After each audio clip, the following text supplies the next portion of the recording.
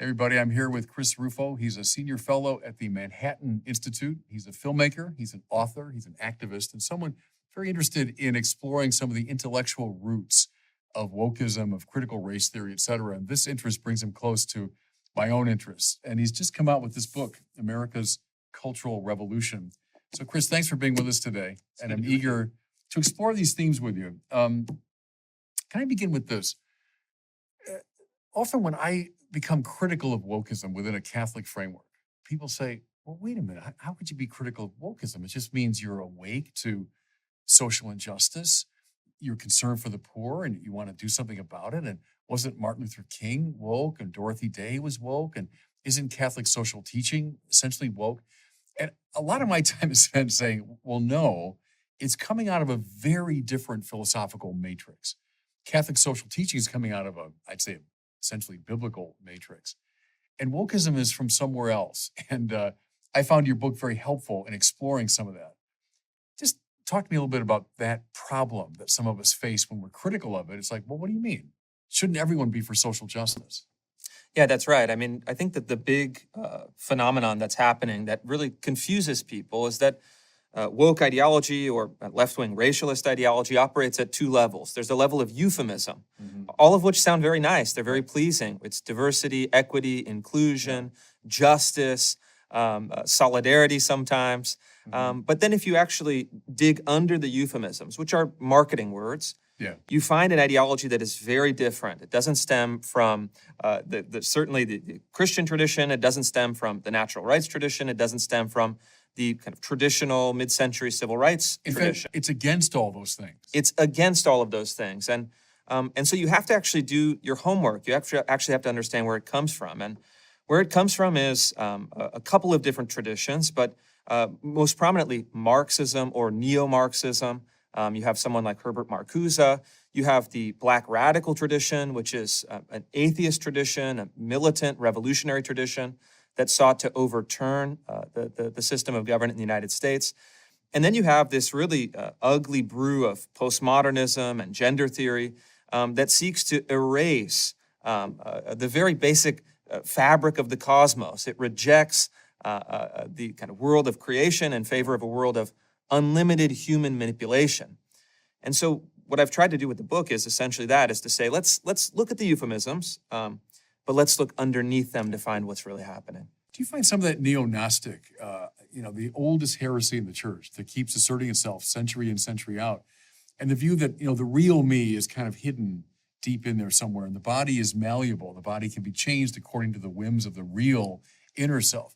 And of course, the church recognized very early on, go back to St. Irenaeus in the 2nd century, that's repugnant to a Christian or biblical anthropology. Do you find some of that neo-Gnostic in form? Yeah, definitely. And I think it's most pronounced on gender because, look, I think politics is largely driven in the United States by the left on race issues. That's the great mechanism by which they feel they can change the structures of society, the economy, the law, the Constitution, et cetera. But there's a separate strain that has a separate lineage, and we think of it as gender theory, we think of it as the kind of trans activism. And that's very much predicated on the rejection of any concept of human nature. Human nature is what they call a kind of normative structure. It's part of the sexual normativity, which is an oppressive structure that's created by human invention. And they actually believe that they can manipulate the physical world, the biological world, to meet any ideological demand. Men can become women, men can become pregnant, whatever kind of small phrases that you might have heard are based on this idea of a rejection of any natural limits and using technology to transcend not just the categories of male and female, which are embedded in the human experience, but actually in our biology all the way down. I mean, every level of biology, all the way gender. Down. If you look at it from a scientific account, if you look at it from a biblical account, but they actually think that they can transcend the limitation of human nature as such, and so. It's a movement that is at the end of the day an anti-human movement, and you see it most pronounced. And a lot of the reporting that I've done recently is looking at where this leads in medical practice. And you have some surgical procedures that they're doing that are far beyond Dr. Frankenstein. I mean, things that are so horrific. It's almost hard to mention, but they really believe that there is no human essence, Right. that it's all accidental, it's all contingent. You know that term they use a lot, essentialism, right, as a disparaging term. And it's a Sartrean thing, isn't it? Where Sartre says, my existentialism means that existence precedes essence. So my freedom comes first, then I decide who or what I am. Well, that's, from the French Salon of the 1940s and 50s. Well, now it's in the mind of every teenager in America, right? And essentialism, some view that there's a nature, there's a givenness to our bodies, to our anthropology. That's the problem. That's oppressive, right? But that's repugnant to our Catholic social teaching.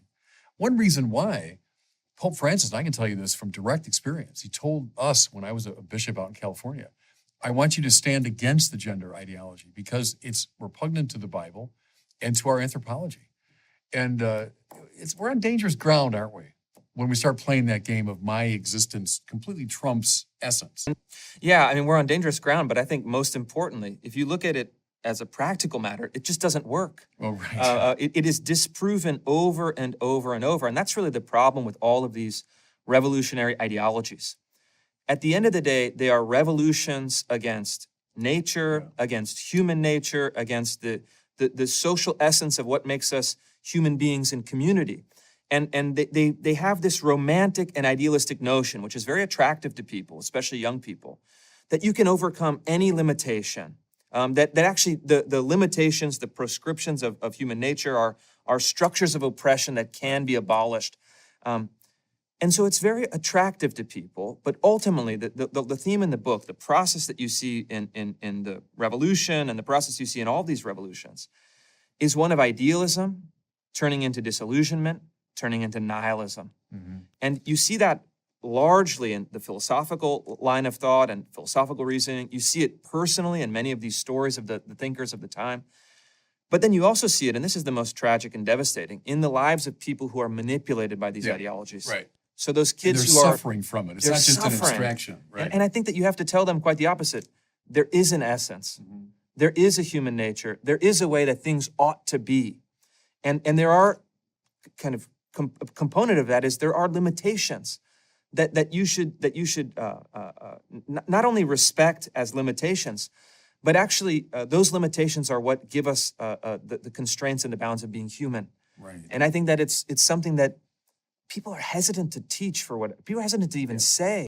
Don't you think it's contingent in a way upon that modern sense of freedom as pure choice? I hover indifferently above the yes and the no, and I can decide purely on the basis of my own integrity which way I'm going to go. Where classical freedom, biblical and classical freedom, is more the disciplining of desire so as to make the achievement of the good effortless. So I become a free speaker of English. I become a free player of the piano, a free golfer, in the measure that I submit myself to these objective norms. And the more I internalize those norms, the freer I become to golf or to speak or whatever. But see, I think that view of freedom has been so occluded by this modern sense of freedom, of self-invention. But I think that's why you see the numbers on depression, anxiety, suicidality among young people spiking. That's a terrible space to live in, where I've got to invent my own values. I invent this on the basis of my own freedom. That's where I quite agree with you. I think there's a real danger. It's not just a theoretical problem. This is a real existential problem, isn't it? I think that is, and I think that if you look at it, it's at heart unlimited freedom leads to nihilism, right? Because all that you have is the ego and unlimited choice. I mean, boundless choice. It's this open terrain, but it's a brutal place to put people because ultimately it's false. Right. There aren't unlimited choices, and sure, we should seek to maximize our free expression. We should seek to find our own essence. We should seek to cultivate ourselves towards our genius. But doing that in an unlimited environment of choices is very destructive. And I think it untethers freedom from responsibility. Right. And so the classical notions of freedom were hitched. I mean, it was explained to me once in a very good way as freedom and responsibility are two sides of the same coin. And freedom for what is the essential question. And what I found in my work not just intellectually writing the book, but in my practical work as a trustee of a public college in Florida, for example, working on reforms in higher education, is that I ask academics and I ask my critics, okay, free inquiry, freedom of speech, freedom to create new academic departments. For what? Right, for what? Toward what? Yeah. And you get this blank look. They look at you like you're a crazy person. Because teleology disappeared with modernity. I mean, you see it in the sciences, then you see it in the human sciences. If teleology disappears, all that's left is my self-generating freedom. That's right. But classically, freedom from sin in a religious context, or freedom from attachment, freedom from addiction, so I can be free for the attainment of the good. That would be the way a classical mind would think about it. But the modern reading is freedom from any kind of external oppression, so I can find freedom for self-expression. That's a dead end, though. I think that's a fundamental shift that in some ways has given rise to a lot of this business. Yeah, that's right. And I think that if you look at that as the basic philosophical bedrock of these movements, yes. And then it shifts, though. It becomes very interesting because they attack on various lines. You have race, you have gender, you have a couple of other kind of minor lines of attack. Yeah. And then the other thing that I was perplexed by looking at the figures in the book, I profile 4 of the great revolutionaries of the 1960s and 70s that have had the most profound impact on our culture today, really exposed in 2020 when all of our institutions were captured by these ideologies. But I reading their work, listening to their interviews, looking at their letters and correspondence, investigating their body of thought in a way that hadn't been done before in this manner, I was always asking them, in dialogue with the study, is what do they actually want? What is their vision of the good? What does social justice mean to them? What does liberation entail? And text after text after text, it was an empty answer. Right. It was they were very good at describing the systems of oppression in their mind, but their solutions were nothing more than appeals to these vague terms that were signifiers with no signified. They were kind of words without meaning. Yeah. So, okay, well, what does liberation look like? What do you want? And I think that ultimately, what happens is that they have charged the negative side of the dialectic, meaning that they can kind of chew up, they can deconstruct, they can dismantle, they can criticize, they can load any kind of negative critique of the systems as they exist, but can never answer that question, what ought they be? It's a purely negative conception, and that's why I think that especially young people and parents of young people that are looking at their institutions, there's a gnawing sense that there's no there. Yeah. That it's an empty ideology. The world of objective value kind of evanesced. Classically, there's values that appear, moral values, aesthetic values, epistemic values. And the elders were meant to sort of draw young people into that world. Let me show you the beauty of this mathematical truth, or let me show you this Gothic cathedral, let me show you this moral excellence.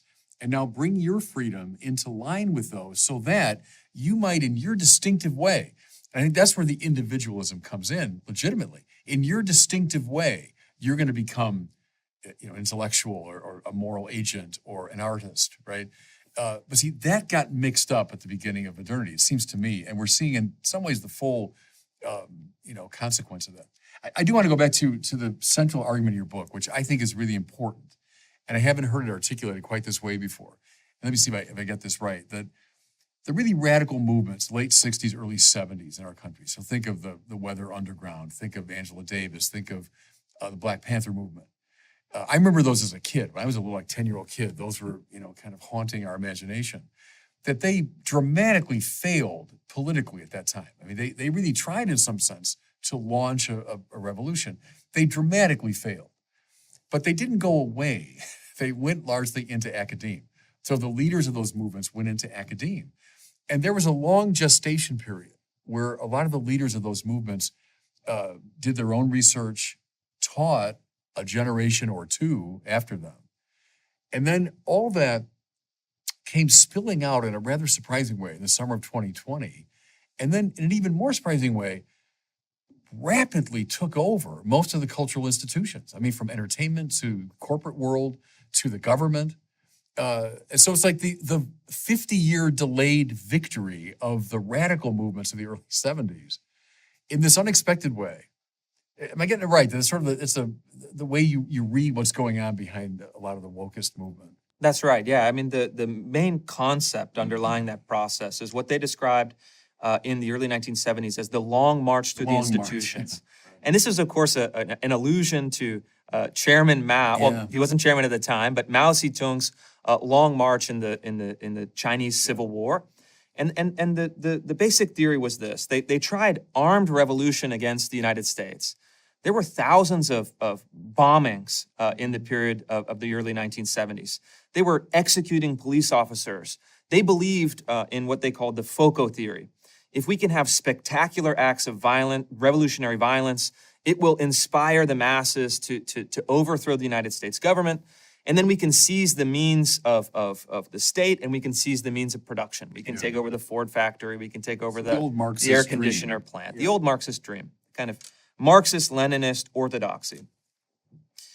This, of course, by Richard Nixon's reelection in 1972 was totally shattered, repudiated, discredited, and even the Herbert Marcuse, who was the leading philosophical light of this movement, conceded that the Nixon's counter-revolution had won. The radical movement was finished. But like all bad ideas, they're never quite finished. They have a zombie-like quality where they're undead. They come back. And so what they said is we need to regroup. We need to go into the universities, which is our primary institutional environment that's most hospitable. And we need to change our theory of revolution from seizing the means of physical production to seizing the means of intellectual production. And then what you have is a decade, a second decade, a third decade, and then all the way for now, a half century, 50 years of deliberate work to take over the academic institutions, to take over the language that we use, and to take these ideas from, let's say, the Black Panther Party revolutionary literature and launder them passing them through euphemism, passing them through the organs of legitimation, the academic journals and the university programs, into the K through 12 school curriculum, into the diversity training curriculum in companies, into public policy using those same ideas. And one of the most shocking things was that I was going back into the archives and I pulled all the old Black Panther literature. These kind of really shocking pamphlets with images of them, executing police officers and all their revolutionary slogans. And then I compared it to the K through 12 school curriculum in 2020 in a place like Buffalo, New York, or Philadelphia, Pennsylvania. And you hold them up side by side, and minus the graphic violent imagery, minus some of the dated revolutionary language, the key concepts and the key arguments were identical. And so you have this transmission of ideology from the furthest fringes of violent revolutionary ideas in the 1960s that's now being promoted at the kindergarten level to every public school kid in Buffalo, New York. That, to me, is the great symbol of what they've achieved. And certainly, 2020 was the echo following 1968. That's the story that I'm telling, and I hope that it really alerts people to what's really going on. I remember this a couple of years ago. Jordan Peterson was on Bill Maher's program, and Maher is a great critic of wokeism and its extremism. And he said, "Professor, where did all this come from?" And Peterson said, without hesitation, the universities. That's my question. Like, what was rejected clearly in the early 1970s as a political reality? The country said, absolutely not. Did it just take that long gestation period? Like, how did it find such success in the university? And then the next question would be then, I know 2020, the whole country kind of went mad, but what was it that allowed this thing to spread so widely and to attach itself so deeply to the psyche when it had been rejected? Was it the fact that it was more explicit in those days and it was more implicit later? How did it happen? Yeah, it went through this really amazing process of cultural conquest. Yeah. And they're explicit about it. If you read their writings, if you read the text from their gatherings, you see that they're very deliberately trying to work laterally through bureaucracies and say, all right, first we're going to take university humanities departments. Then we're going to take graduate schools of education, which create K through 12 curriculum, which train teachers. Then we're going to move laterally, and they were starting to do this already in the 70s. We can seek influence over corporate life by going through HR departments and taking our ideas and turning them into HR trainings and racial sensitivity trainings, they called them in the 70s. And then they had this very deliberate strategy to say, we're going to go institution by institution. We're going to modify our ideas for the most success. They did it over a long period of time. And then what you have happening on the right is this enormous mistake. Conservatives, let's say broadly, cultural conservatives, political conservatives, religious conservatives, at the end of the Cold War, were lulled into believing that communism as an ideology was finished. You had the great battle between communism and capitalism in the 20th century. And with the collapse of the Soviet Union, it had been vanquished, buried, salted over. We thought so, yeah.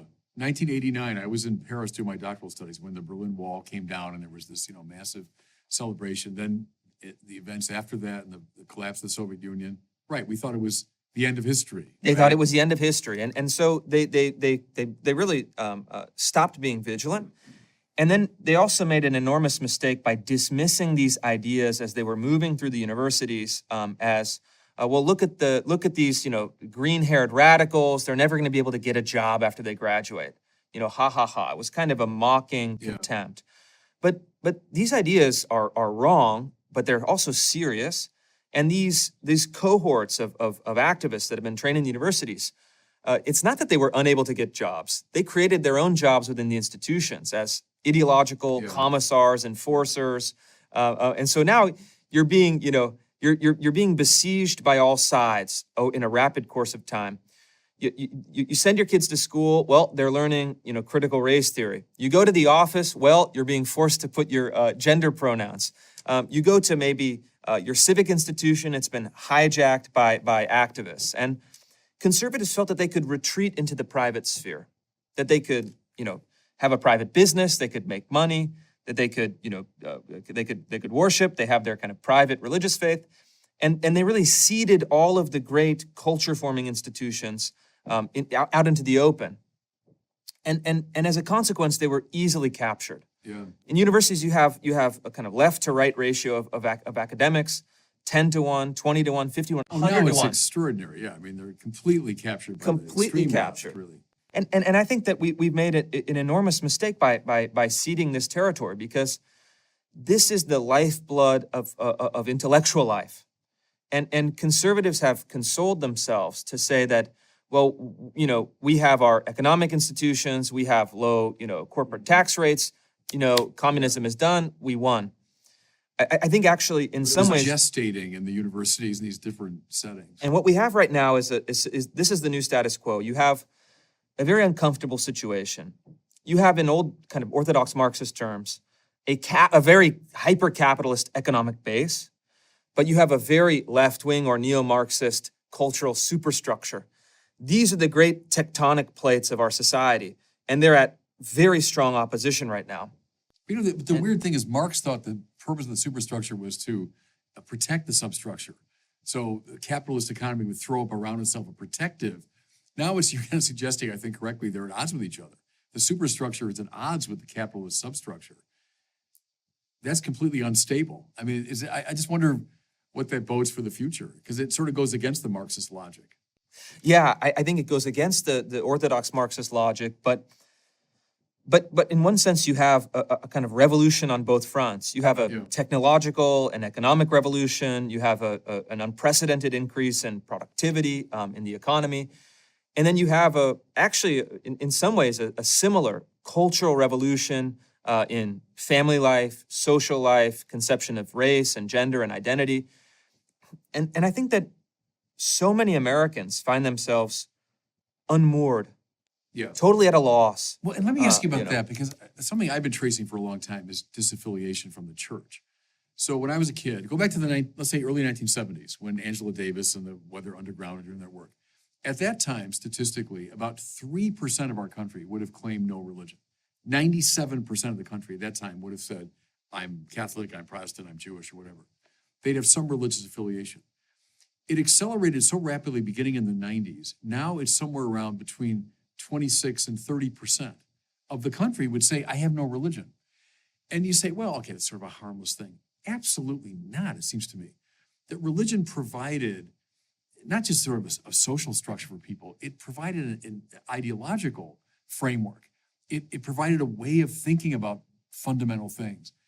When you disaffiliate from religion, well, I mean, nature abhors a vacuum. I mean, something's going to come rushing into that vacuum, and it corresponds precisely to this time when these ideas were gestating in the universities. And if kids are disaffiliating and then hearing in college, oh, you know, God's an old fantasy, and think now of the rise of the new atheists in the early zeros, right? All that produces a kind of witch's brew, doesn't it? It provides this breeding ground that we're talking about. Yeah. Talk about religion in relation to all this. I think that it is one of the most important issues, and I can maybe even speak to my own personal experience. You know, I'm an Italian Catholic by birth. My father was born and raised in Italy, but I went to K through 12 public schools. I grew up going to church, to Sunday school, but in my 20s, I disaffiliated.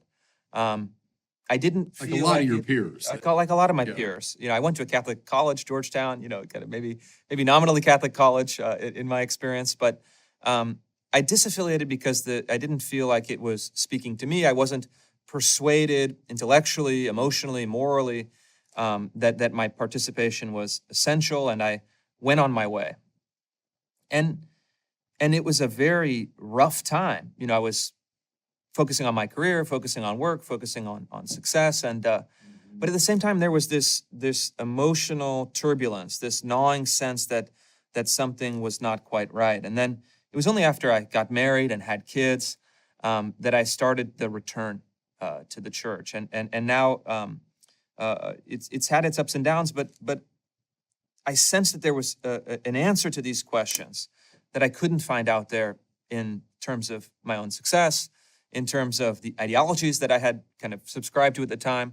You know, I was a left winger in my young days, and now that I have kids and I'm looking around to where to send them to school, I'm returning, and I'm really learning what I should have learned many decades ago. Yeah, but see, the church lost confidence in itself at that time, and even at the university level, we didn't present our own point of view with confidence. Yeah. That we're coming out of this very rich intellectual tradition. There was kind of a hand-wringing quality to a lot of Catholic intellectual life. And that opened the door, too, to the invasion of these other points of view that were not wringing their hands. They were evangelizing very effectively at a time when we had sort of stopped evangelizing. That's right, yeah. I think there was that period of the 90s. It was a kind of generic, there was no substance, there was no call, there was no... For me and for many of my peers, there was nothing that said, this is it. Right. You know, focus here. You should think This in a is how you Catholic should way think. because it's compelling and Yeah. beautiful. And I think people are hungry for it. And I know that among many of my peers who have gone through this same process are really looking about for answers, looking for a place to moor, looking for a place that offers a better answer. And I think that in some ways, it's incumbent upon Catholics or people of any faith to pursue and then express their faith in uncompromising terms. Right. And I think that I found, and even though I don't make a kind of religious argument in the book or even in public life for the most part, there actually are answers to these questions. Yeah. And it takes a bit of digging, a bit of study, a bit of work, but what we need to offer is not just a criticism of the criticism, but we need to offer an alternative that can be magnetic to some of those emotions that people are lacking or craving. And I think that the ultimate answer to nihilism is faith, and in a religious sense, but even in a broader sense. If you believe, like the people in the book believe, that society is inherently and permanently racist and oppressive, if you believe that you can categorize people by racial group and structure them on a hierarchy of oppressor and oppressed, and you believe that the only solution is to raise all of our institutions and sever our entire connection with history, with metaphysics, with faith, with our founders, with our Constitution in this country. You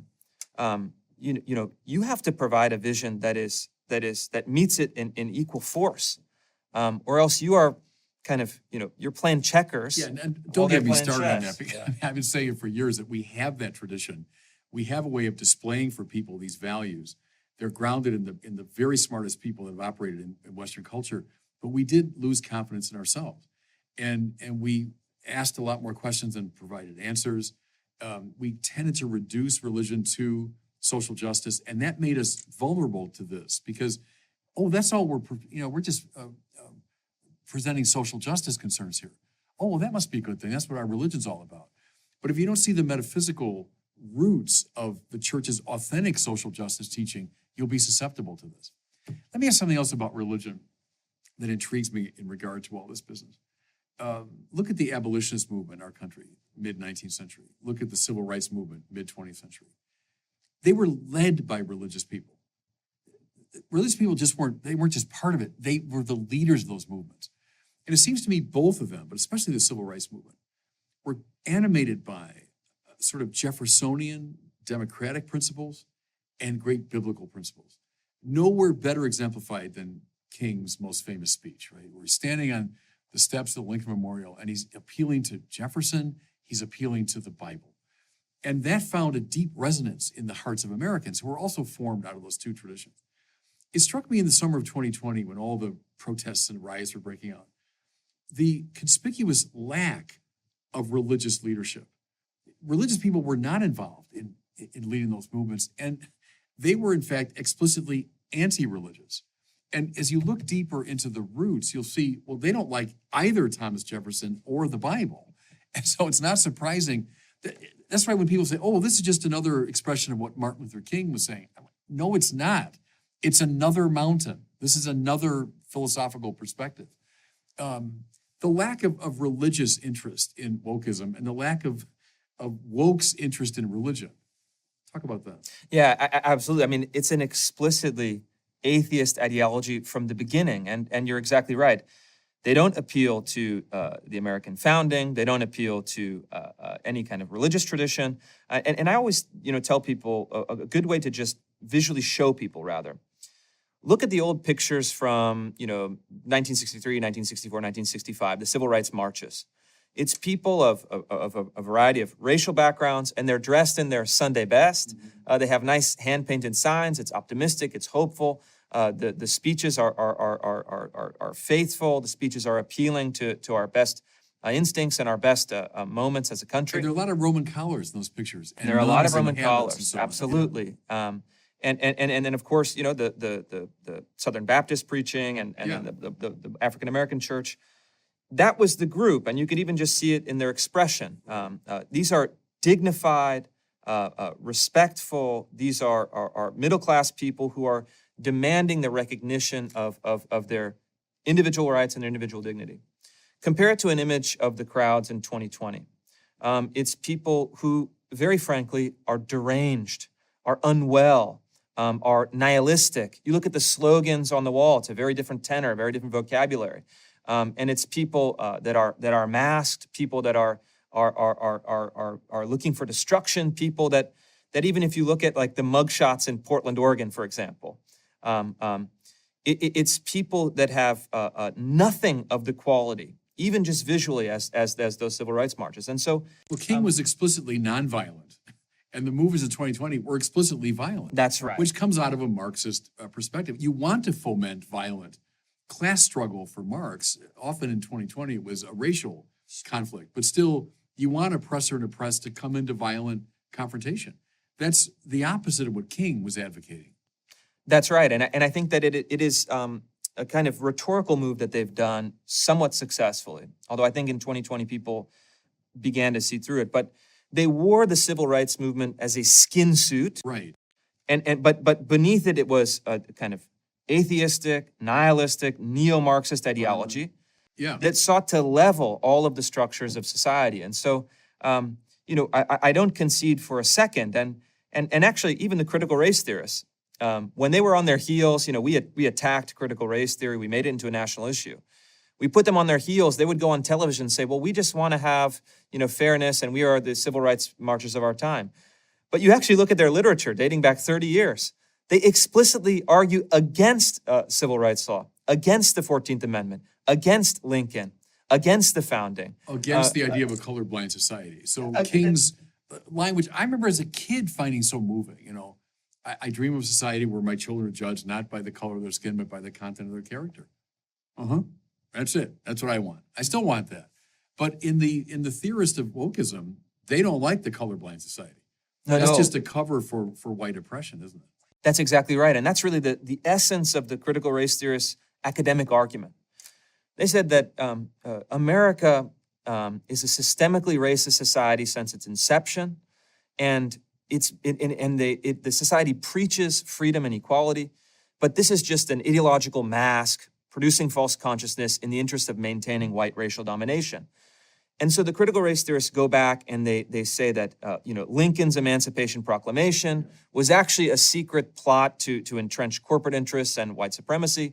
The Civil Rights Act of 1965. I mean, any of the great moments of true racial progress in the United States are merely a smokescreen for a more sophisticated and more insidious form of domination. Even, Derek Bell, who was the godfather of critical race theory, was a mentor to who came to be a very successful, one of his students at Harvard Law, a man named Barack Obama, became the president.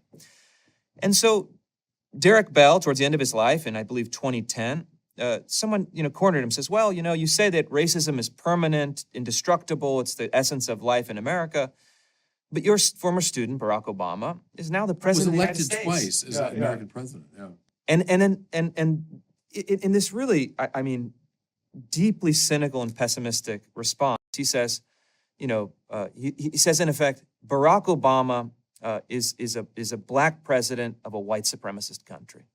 He's the black face of white supremacy. Yeah, and Obama himself would never subscribe to that. I think indeed he was a student, I suppose, at Harvard of Derek Bell, but I say to Obama's great credit, he wouldn't hold to that. And I read Obama as very much standing in the Martin Luther King tradition. But the quote I think is same. Let's stay with the King and Derek Bell, because there's a quote that jumped out at me from your book. This is from Derek Bell. Racism is an integral, permanent, and indestructible component of our society. Well, see, if that's true, if it's so baked into our society, then the only solution is a complete destruction of the society. It's not a matter of reforming it, calling it to conversion, or in King's case, summoning its own best qualities, Lincoln's better angels of our nature, all of that, great. But if this is true, then the only solution is a revolutionary violence that destroys the entire society. And that is a Marxist-inspired strategy. That's right. And I think that Derek Bell in particular and the critical race theorists as a group created what I think of as a philosophy of racial pessimism. Yeah. They believed that equality was impossible. They believed that freedom was impossible within the confines of American society. And I think that it's not only false if you actually read the sequence of American history, if you take seriously the ideals of the American founding, and then if you even talk to people in their own daily experience in the United States. But there's an additional cynical twist on it, because Derek Bell, who wrote those words and actually became famous because of those words, was rewarded. The more pessimistic, the more acid, the more nihilistic his writing became, the more he was rewarded by his peers within academia, the more he was rewarded by NPR and the New York Times and the New Yorker, the more he was elevated as a great prophet of racial consciousness. And so he entered this spiral where he ended just a kind of pitiable figure, a prophet of racial doom. He predicted genocide in America. He predicted this kind of eternal, he preached an eternal condemnation of the society. Well, and I think that he was rewarded for it, incentivized for it. And to me, it exposes not just that his ideas are wrong, but actually our elite culture rewards people for preaching this kind of false But kind of self-loathing within the culture itself. Yeah. From a theological perspective, it's a doctrine of original sin with no doctrine of salvation or grace. So here's this original sin of American society. And yes, indeed, this terrible moral outrage was present from the beginning of our society and all that. No one denies it. But if it's an original sin that's so baked into the system that there's no possibility of salvation, then all we're left with is this permanent resentment, permanent conflict. And then, the conflictual nature of this, which is basic to Marxist social theory, opposed to Catholic social theory, which is a cooperative social theory. It acknowledges the differences between classes and so on, but advocates a cooperation, where Marxism, based in Hegel and a very dialectical approach, a sort of master-slave construal of society, you have to have conflict. You're trying to foment conflict. And that's where I tell my Catholic friends all the time, no, that's not our approach. That's coming up out of Hegel and Marx and then the way they got revolutionized. Yeah, that's right. And I think that ultimately that's what people want. In the absence of, in the presence of an alternative, that's what people want. But in the absence of an alternative, I think that people gravitate towards these ideas. And certainly people in elite institutions have glommed onto these ideas. And I think that in some sense they do so cynically. They do so with the sense that there isn't something that offers them a deep satisfaction or a deep sense of meaning, but it's an ideology that is now a tool for navigating elite culture, elite institutions. It's something that you profess in your DEI statements. Yeah. And so we're in this really, I think, dangerous period where we have elite institutions that have abandoned their purpose across the board. You have universities that have abandoned the pursuit of knowledge, the pursuit of truth. You have medical organizations that have abandoned that first dictum, first do no harm. And how dangerous that is. You have schools that have abandoned getting kids to basic literacy, to basic molding citizens of our republic in the interest of ideology and revolution. And we have across the board this institutional capture laterally through all of our bureaucracies. How did it happen so rapidly? I still find that puzzling. And that these things are now at odds with themselves. I mean, so you think of a capitalist corporation and the adage now, go woke, go broke, which is happening across the board. And yet it's like they're hugging to themselves this ideology that will destroy them. How professors and teachers have tolerated. I think one of the maybe single weirdest expressions of wokeism is the view that mathematics and Western reason is by its nature oppressive. The very idea of a correct answer in mathematics. But man alive, is that dangerous stuff. When you've so bracketed the truth and you see it simply as part of a power struggle, that's the most insane expression of it.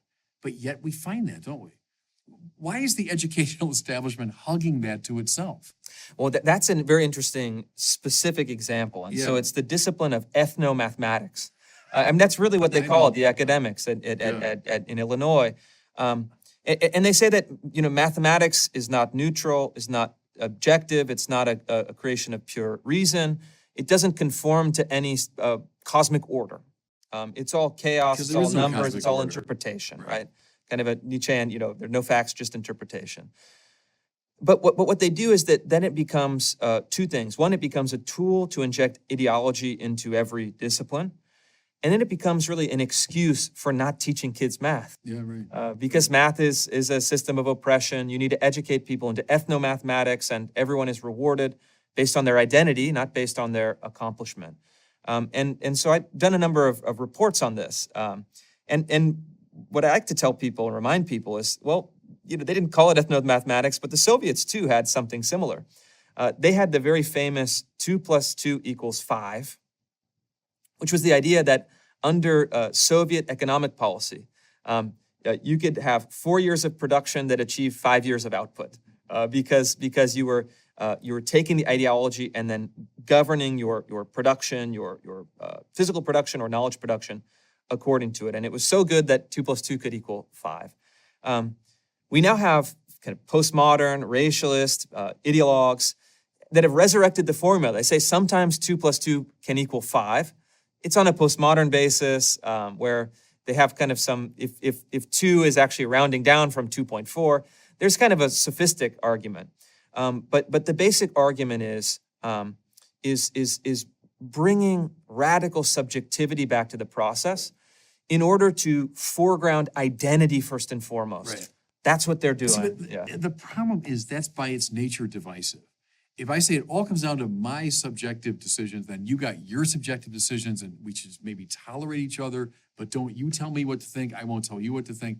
What you end up with is this completely balkanized society, is that we're all in our own little space. And the things that can bring us together, which are objective values, like the epistemic values of mathematics, or aesthetic values, or moral values, the very things that will unite us now we've lost. And if all we're left with are subjective interpretations, then we're at odds with each other necessarily. And so it's proposed as a solution to the problem of injustice. Give me a break. It produces much more violent sort of injustice. I don't know how people can't see that, how the hugging to themselves of these movements are just undermining, what they're supposed to be doing, whether it's at a corporate level, educational level, aesthetic level. I don't know. I find that side of it just, dispiriting. This is an important point, and it really is what's driven me to attack this ideology just unapologetically, in a way that I'm unafraid to confront it directly on its own terms. Because ultimately, I directed a film for PBS a number of years ago about 3 of America's poorest cities. Mm-hmm. One of these cities was Memphis, Tennessee. I spent about 3 years documenting life in a public housing project in Memphis. 100% African American. I think 95% of the families were single-parent families. And they were living in public assistance, public housing, public benefits. And so, as I'm looking at critical race theory intellectually, they speak, supposedly on behalf of groups like the folks that I met in Memphis and spent a lot of time with. And they say, in a certain sense, that we have the solution for these problems. But what I was always doing was looking at the ideology and then saying, well, in a fair way, try to be fair, say, does this have anything to offer folks like I met in the public housing project in Memphis? And over and over and over, what I discovered is that these ideologies are really self-serving for elites, for them to get status, position, influence within elite institutions, but they have nothing to offer the people that are actually at the bottom of the social hierarchy, that actually need some help, that need compassion, that need assistance. And so ethnomathematics is the perfect example. I can be the professor of ethnomathematics, I can be the headliner at the conference, I can get my academic papers published, I can have a kind of fancy title somewhere. But what does ethnomathematics offer to the inner city kid in Seattle, in Chicago, in New York City, for whom a basic mathematical education could be the way out of social injustice? It offers them nothing but resentment, will to power, and the denial of truth. And so to me, I think that what we always have to do is really, Catholics, but I'm a conservative in a political sense. We gave up on the term justice. We mocked it as social justice. But that is a huge mistake. We need to have a conception not of social justice or racial justice or gender justice, but of justice. No, quite right. With a capital J. No. And retake the term and present a vision that also in a social justice manner, meaning in our kind of temporal lives and in our social lives, that says, you know what? I can offer that kid who is struggling with his math text, he's in 4th grade, he's in a public housing project in Memphis. This is what I can offer. What you're offering is poison. What I'm offering is a way out. Yeah. And that to me is something that we have to do. We have to get much better at doing. Let me say a word about that, because I think it's really right about justice. I was at a major Catholic university a few months ago, and in the Q&A, one of the kids asked me about the DEI stuff. And I said, well, here's my problem, is diversity, equity, inclusion. Say what you want about them. In our tradition, they would be values secundum quid. They'd be values according to circumstances.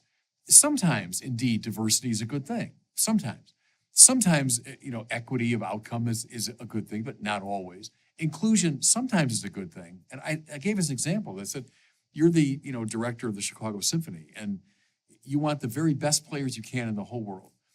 Are you going to be radically inclusive? Well, of course not. You're going to exclude 99.8% of the applicants. Are you going to say my prime value here is making sure my orchestra is balanced racially with 10% Black people, 12% Hispanic? Of course not. You're going to say I want the best candidates. So diversity, equity, inclusion, yes, sometimes those are good things. But what is a value in itself? Justice. And I said, for example, if you were to say no Black people can apply to the Chicago Symphony, well, no, it's unjust. That's a denial of equality of opportunity. Of course that's unjust. And that should always be in place. You should always be just.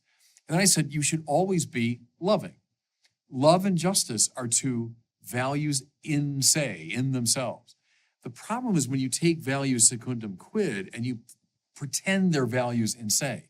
And that's happened with the diversity, equity, inclusion thing. It's like liberty, equality, fraternity. If you take those values secundum quid and make them absolute, you're going to have trouble, in the society.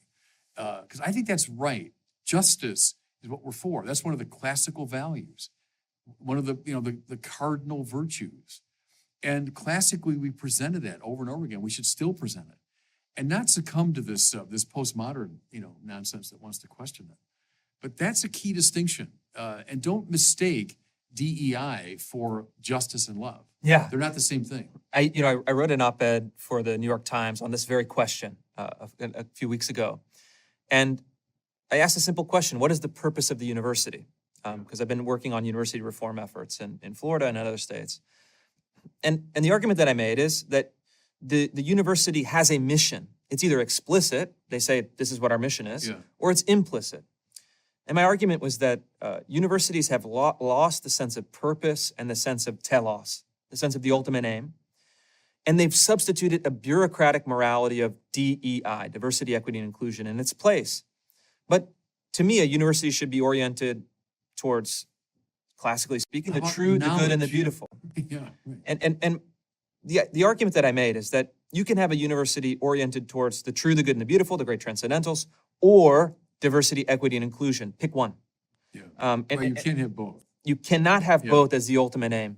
And, what we've done at New College of Florida, where I'm a trustee and working on these reform efforts, is abolish our DEI department and to say, no, we are creating an institute of classical liberal education oriented towards the pursuit of the true, the good, and the beautiful. And that is our cardinal virtue, and we've adopted a policy of colorblind equality. Yeah.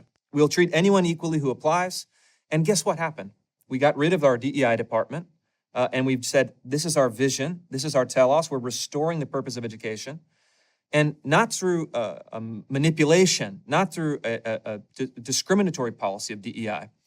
We've doubled the number of Hispanic students in our incoming class and quadrupled the number of Black students in our incoming class. Yeah. Again, equality of opportunity, not equity of outcome. Equality of opportunity, but also by creating an appeal to something much higher. Yeah, right. And so we've attracted people through this process of creating something that I think a lot of people are longing for. And I also tell people, they say, DEI is essential because we need to have X, Y, and Z. I say, okay, well, let me think. I'm a part of an organization, my local parish. We have people from all over the world. Our priests are, a kind of European American, a priest from Africa, and a priest from the Philippines. Yeah. And we all submit to their leadership willingly with an open heart. And our parish is very diverse. But that's very odd. We don't have a DEI department. We don't talk about diversity. We don't talk about inclusion. They are preaching something much higher than that. And then in an automatic process, all of us kind of naturally are looking up, and then we're looking around and saying, hey, we have a shared enterprise that transcends those categories. It doesn't seek to solidify those categories. I think that's a much better approach. Yes. It's as old as Aristotle, right? If you want a friendship to endure, the friends cannot just fall in love with each other. They have to fall in love together with a transcendent third. That's right. And it's a fantastic idea, and it comes up into the Christian tradition too. What makes a marriage healthy? Not just two people that fall in love with each other, but together they fall in love with God, which is why we have the wedding in church. When I was doing marriage preparation, I often ask that question, like, why do you guys want to get married in church? Oh, because we love each other. And I said, well, that's great, but that's no reason to get married in church. And I tried to lead them to the point to say, together we're in love with God, and we believe that God brought us together for his purposes. But see, that's God's supreme value, the summum bonum. But all the objective values have that quality, is if together we fall in love with trigonometry, together we fall in love with English literature, together we fall in love with economics, whatever it is, the objective value brings us together. When you bracket that, what you're left with is this fussy, self-involved, antagonistic, balkanized society. And so that's where the lack of teleology contributes to this problem. I think I think it is the fundamental problem in our society today. All of our institutions have lost the sense of telos, and then they cannot defend it because they don't even know what it is. And I was reading the commencement address from the leader of UC Berkeley. Great institution, right? UC Berkeley. And you read their literature, you read their statements, you read their speeches and addresses, and you see these are people that are highly educated, that are successful, that have risen to the hierarchy within academia, that have no idea what it's for. None. For them, it's why are we here? Be a kind of partisan activist, promote diversity, equity, and inclusion, because that's the language of the bureaucracy. Yeah. And that's their currency. But what I think is essential for us is to reopen the question of, well, what is the purpose? What is this for? And then also to reintroduce politics. And this is where there gets to be even another wrinkle of debate. But in a public university setting, in a public school setting, these are all political questions.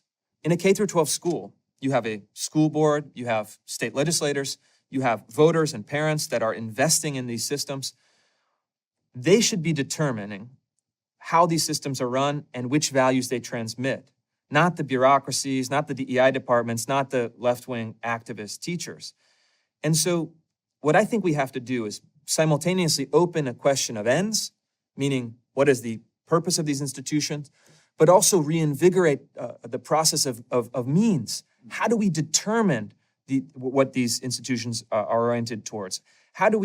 Who's the ultimate authority over these institutions? And to me, in our republic, it's voters that need to reassert their democratic will, their democratic desires, their democratic voice, to say that, wait a minute, we do not consent in the kind of natural rights tradition to be governed by permanent bureaucrats that hate us and hate our values. We will reassert our power and our authority against the anti-democratic forces of institutional capture, and say unapologetically, we want K through 12 schools that reflect, affirm, and transmit our values. That is our fundamental right. And if we do not have that, my fear is that we not only have institutions governed by ideologies that are dead ends, but also we have lost the basic structure of natural right, the basic structure of our Constitution. And we become, in a very real way, a post-liberal, a post-constitutional society that to me is something that is very frightening, but that is very much on the horizon. I don't think people see, they probably see that the wokest folks don't like religion, but maybe they don't see sufficiently, they don't like liberal democracy either. I mean, classical liberalism with its institutions of, free speech and individualism and reason and a political forum in which we can have a debate, which is not just people fighting each other, but trying to find a truth together. All of that, all the presumptions of a liberal democracy, they don't like that either.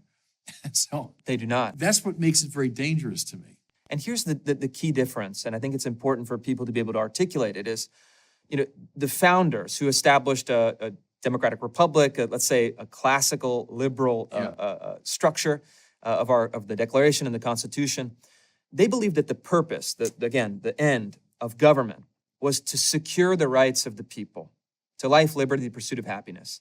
And government was limited because it delegated as much as it could to civic life, to private life, etc. But the basic function was to secure the rights of the people in a Lockean liberal sense.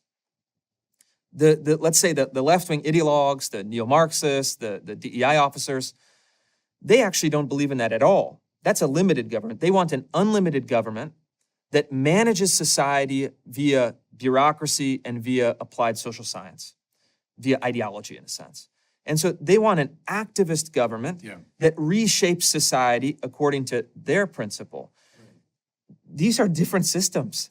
These are not compatible in any way. Do you remember in George Will's book, it's a big sort of statement of his conservative principles. And one of his observations was, the most important word in the prologue to the Declaration is secure. Because what he meant was government doesn't produce these rights or create these rights. It secures them. They're independent of the government. They come from, now Will is not a believer, and he would tend to read that more as pious boilerplate. I don't read it that way. Endowed by their creator with certain inalienable rights, because they're grounded in the creator. When that metaphysical structure falls apart, which it does after Nietzsche and company, we're on dangerous ground politically. Because you take away God, well, I mean, equality in Jefferson's sense, that's going to even us too. Because our real equality is that we're all children of God together.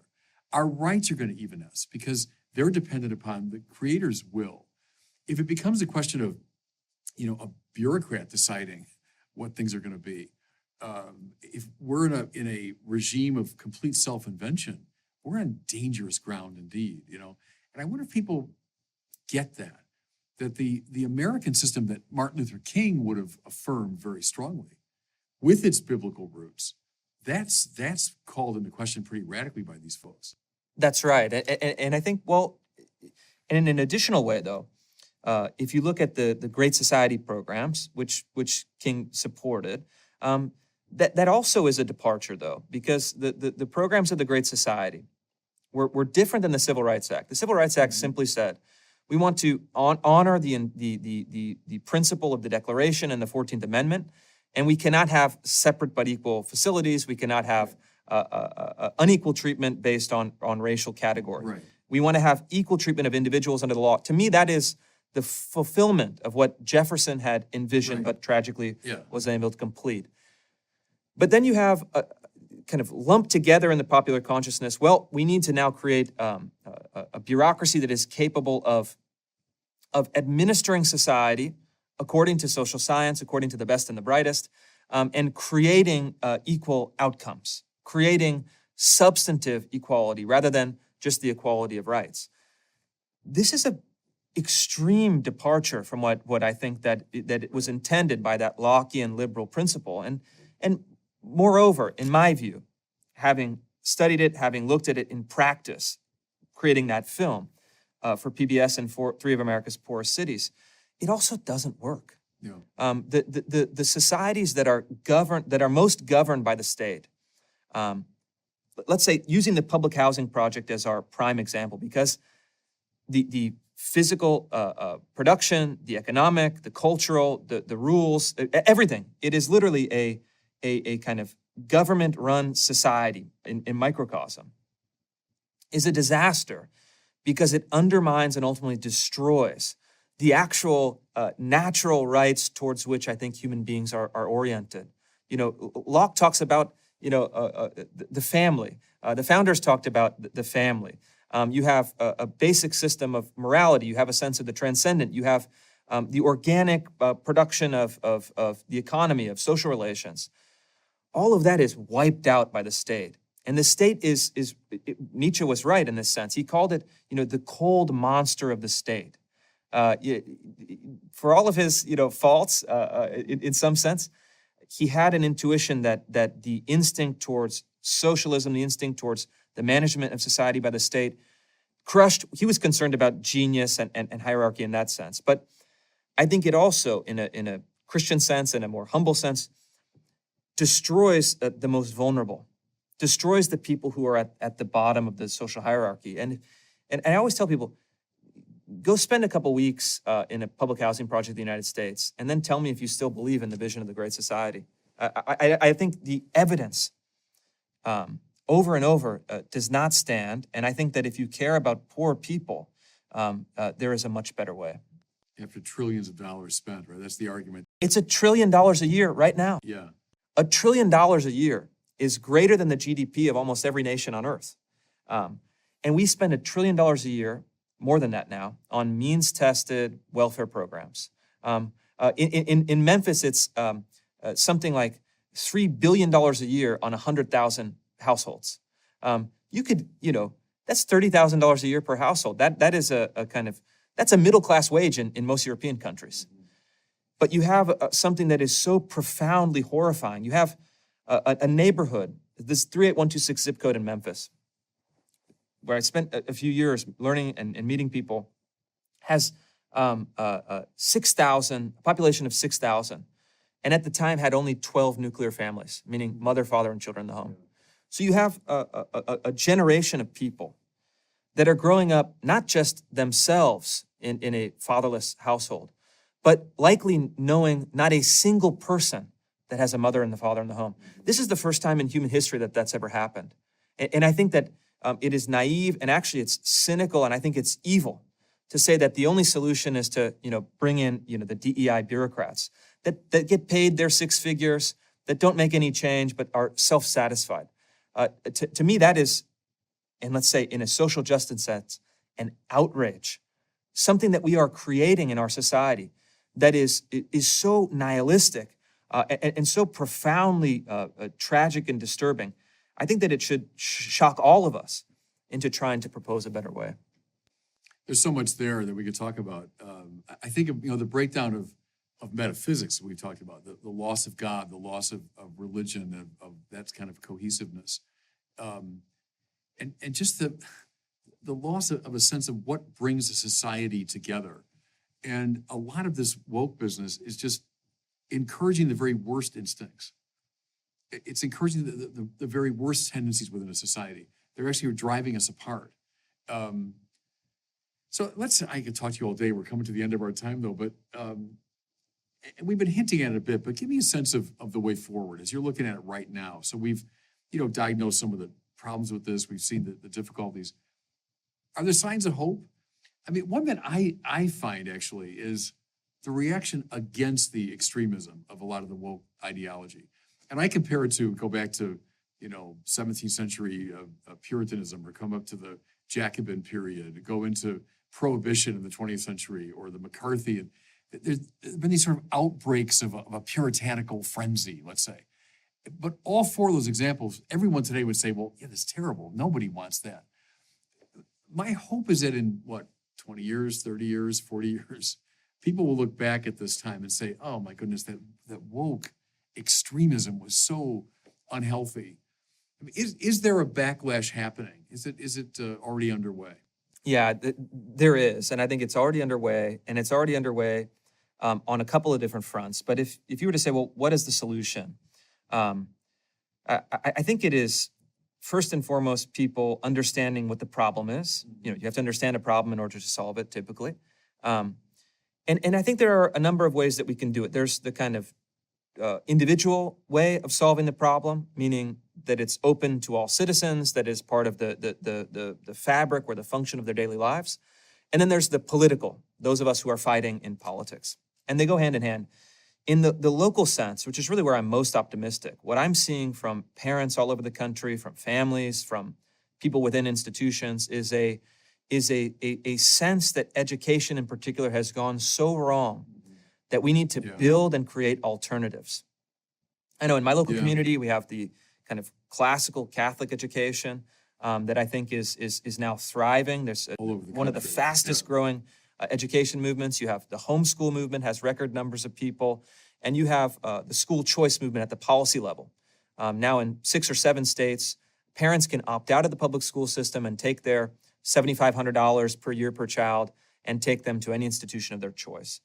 This is creating an alternative market where parents can go and they could say, not only do I not have to be concerned that I'm sending my child to an institution that seeks to undermine my values, but actually this is a cooperation between the parents and the teachers and the administrators that we're going to have this joint enterprise in shaping our kids towards some higher purpose. I think that is a very much an encouraging grassroots element. And that's something that I'm finding so many people are overturning their entire lives. They're moving, they're taking a job, they're quitting a job, they're reorganizing their lives to build these alternatives.